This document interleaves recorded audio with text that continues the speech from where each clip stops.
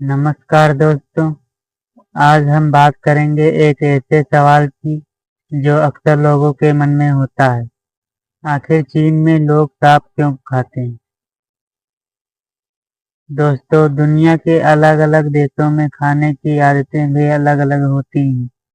जहाँ भारत में हम दाल चावल सब्जी खाते हैं, वहीं चीन जैसे देशों में कुछ चीजें खाई जाती हैं जो हमें अजीब लग सकती हैं, जैसे कि सांप। चीन की परंपरा और संस्कृति में सांप को औषधि और ताकत का प्रतीक माना जाता है।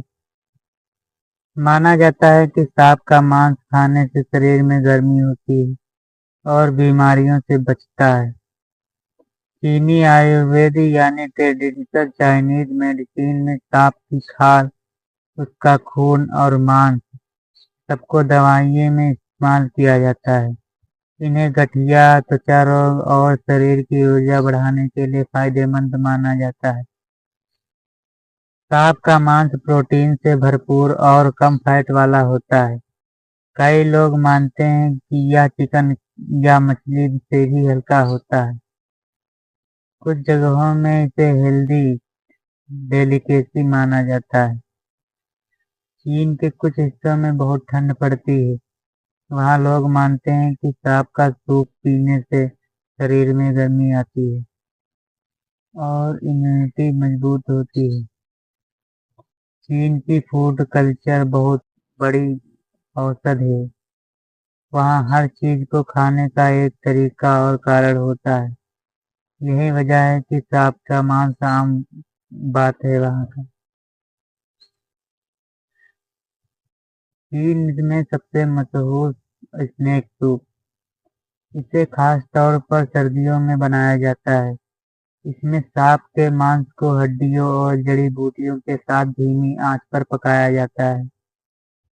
लोग मानते हैं कि यह शरीर को गर्मी और ताकत देता है। कई जगहों पर सांप को तलकर या भूनकर खाया जाता है। कहा जाता है कि इसका स्वाद चिकन और मछली के बीच का होता है।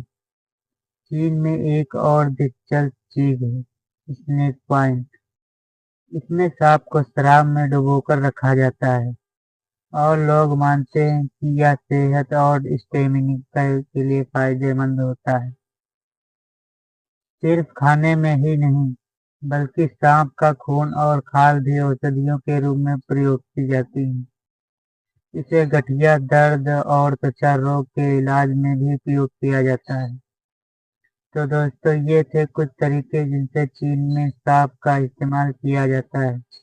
जहाँ हमें अजीब लग सकता है, वही वहाँ का एक सामान्य परंपरा और संस्कृति का हिस्सा है। अगर आप जानना चाहते हैं कि चीन में एक और से कौन कौन सी अजीब और हैरान कर देने वाली डिशेज खाई जाती हैं, तो उसके लिए देखिएगा हमारा अगला भाग।